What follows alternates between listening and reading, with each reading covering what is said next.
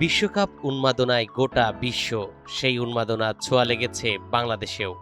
প্রিয় দল ব্রাজিলের প্রতি ভালোবাসা প্রকাশে অনন্য উদ্যোগ নিয়েছে গ্রামের একদল কিশোর ও তরুণ।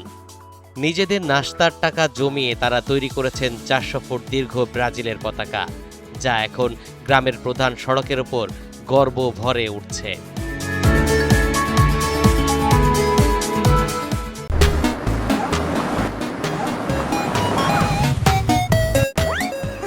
দূরদেশ আমেরিকায় বিশ্বকাপ হলেও কুমিল্লার মনোহরগঞ্জ উপজেলার প্রত্যন্ত গ্রাম সাফুরায় যেন বইছে ব্রাজিলের আবেগ। সবুজ হলুদ বিশাল পতাকাটি শুধু একটি কাপড় নয়, এটি তরুণদের স্বপ্ন, ভালোবাসা আর ফুটবল পাগল এক প্রজন্মের আবেগের প্রতীক। পতাকার নিচে দাঁড়িয়ে তাদের চোখে মুখে একটাই প্রত্যাশা, দীর্ঘ অপেক্ষার অবসান ঘটিয়ে এবার ব্রাজিল জিতুক 6ষ্ঠ বিশ্বকাপ, সফল হোক হেক্সা মিশন।